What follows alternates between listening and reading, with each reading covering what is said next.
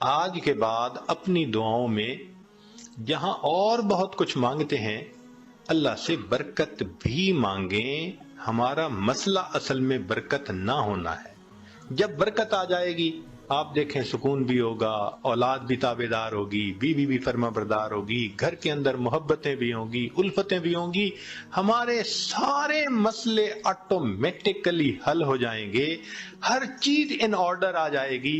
اعمال سے تو برکت بڑھتی ہے اور کچھ اعمال سے برکت گھٹتی بھی ہے، وہ بھی پتہ ہونا چاہیے. یہ نہ ہو کہ وہ عمل کرتے پھریں جو برکت ختم کر دیتے ہیں. تو برکت گھٹتی کس سے ہے؟ نمبر 1 بدنیتی سے گھٹتی ہے. جو بدنیت انسان ہوگا نا اس کی زندگی میں برکت نہیں ہوگی، برکت نہیں ہوگی اس کی زندگی. کئی ہوتے ہیں نا نیت کے کھوٹے، برا سوچنا، نیگیٹو تھنکنگ، بیوی کے بارے میں بھی نیگیٹو تھنکنگ، ماں باپ کے بارے میں بھی، دوستوں کے بارے میں بھی، دفتر میں کام کرتے ہیں وہاں نیگیٹو تھنکنگ. جو نیگیٹو تھنکنگ والا بندہ ہوگا نا اس کی زندگی میں کبھی برکت نہیں ہوگی. اللہ اکبر کبیرہ. ایک شعر یاد آ رہا ہے پنجابی کا، آپ حضرات کو ٹائم ہے یہ عاجز آپ حضرات کو وہ شعر سناتے ہیں، اس کا ترجمہ بھی ساتھ کر دے گا.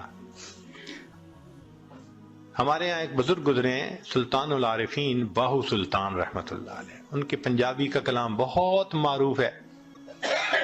فرماتے ہیں جے ناتیاں دھوتیاں رب ملدا تے ملدا کمبیاں مچھیاں نو.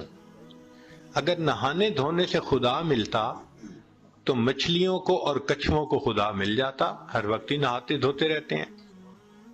یہ سر منایا رب ملدا تے ملدا بھیڑاں سسیاں نو. اگر سر منڈانے سے رب ملتا تو ایک بھیڑ کی قسم ہے، سر پہ بال نہیں ہوتے باقی پورے جسم پہ ہوتے ہیں، تو اس کا تو سر ویسے ہی منڈا ہوا ہوتا ہے، اس کو خدا مل جاتا. یہ ذکر کیتے ہیں رب ملدا تے ملدا کال کڑیچیاں نو. ایک پرندہ ہوتا ہے کالا سا، وہ شام کو لٹک جاتا ہے کہیں اور ساری رات آواز نکالتا رہتا ہے، تو کہتے ہیں وہ تو ساری رات ذکر کرتا ہے، اس کو خدا مل جاتا. جے جتیاں ستیاں رب ملدا تے ملدا دانداں کھسیاں نو. پاک دامنی سے خدا ملتا تو جو خسی بیل ہوتا ہے وہ تو مادہ کی طرف آنکھ اٹھا کے بھی نہیں دیکھتا، اس کو بھی خدا مل جاتا. تو یہ باتیں کر کے فرماتے ہیں یہ ناتیاں دھوتے ہیں رب ملدا تے ملدا کمبیاں مچھیاں نو. یہ سر منایا رب ملدا تے ملدا بھیڑاں سسیاں نو. ذکر کیتے ہیں رب ملدا تے ملدا کال کڑیچیاں نو. اور جتیاں ستیاں رب ملدا تے ملدا دانداں کھسیاں نو. اور آخر پر فرماتے ہیں رب ملدا تے ملدا نیتاں اچھیاں نو. اللہ اگر ملتا ہے تو اللہ اچھی نیت والوں کو ملا کرتا. تو بھئی نیت اچھی ہوگی تو زندگی میں برکت ہوگی، اور نیت بری ہوگی تو زندگی میں بے برکتی ہوگی. کتنے لوگ ہیں شرکت کا کام کرتے ہیں اور اپنے شریک کا پیسہ ہتھیانے کی نیت کی ہوئی ہوتی ہے، داؤ لگا رہے ہوتے ہیں. کتنے کاروبار والے ہیں کسٹمر کو داؤ لگانے کی نیت کرتے ہیں. تو بھائی نیت ہی اچھی نہیں تو برکت کہاں سے آئے گی؟ تو بدنیتی سے برکت ختم ہو جاتی ہے. مولانا روم رحمت اللہ نے ایک واقعہ لکھا ہے، سن لیجئے ذرا، موقع کے مناسبت سے ہے. ایک بادشاہ تھا، اس نے گرمی کے موسم میں سفر کیا تو بہت تھکا ہوا تھا اور پیاسا تھا. اس کو اتنی پیاس تھی کہ لگتا تھا کہ میری جان چلی جائے گی. تو اس نے ایک انار کا باغ دیکھا، اتر پڑا، باغ کے مالک سے کہا کہ بھائی جاؤ کوئی دودھ، کوئی انار کا جوس پلاؤ. وہ باغ کا مالک گیا اور جا کے ایک گلاس بڑا بھر کے لایا انار کے جوس کا. اس نے پیا، اتنا ٹیسٹی، اتنا مزیدار کہ بس مزہ آ گیا.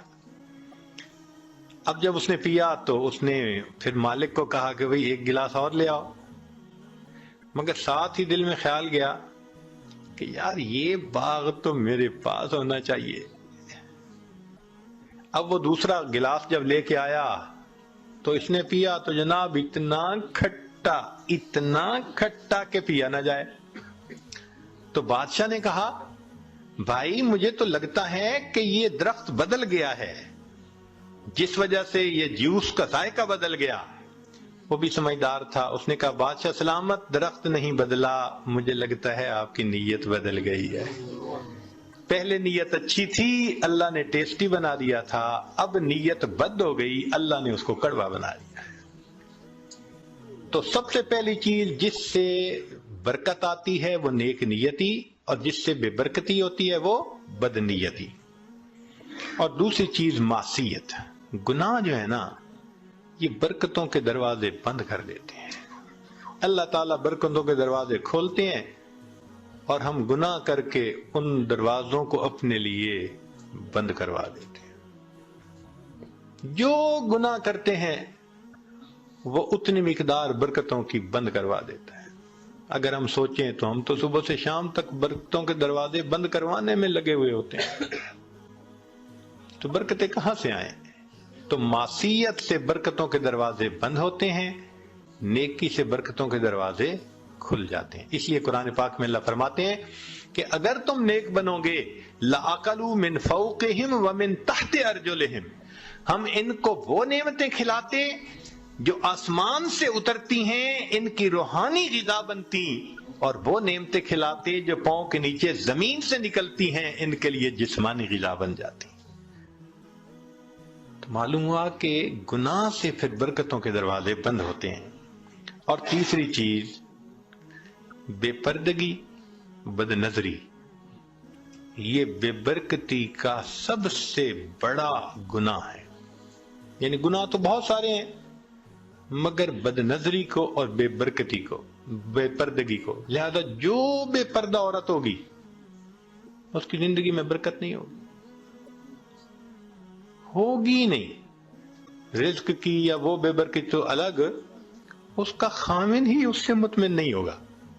آپ دیکھ لیں جتنی بے پردہ عورتیں ہوتی ہیں ان کے خامن ادھر ادھر بھاگ رہے ہوتے ہیں، کیوں؟ ان کو خود تسلی نہیں ہوتی، برکت اللہ ان سے نکال دیتے ہیں۔ اور باپردہ عورتیں ہوتی ہیں الحمدللہ، ایسا اللہ ان کی زندگی میں برکت ڈالتا ہے، ان کے خاوندوں کو سکون آ جاتا ہے، وہ نہیں ادھر ادھر جاتے، نہیں ادھر ادھر دیکھتے۔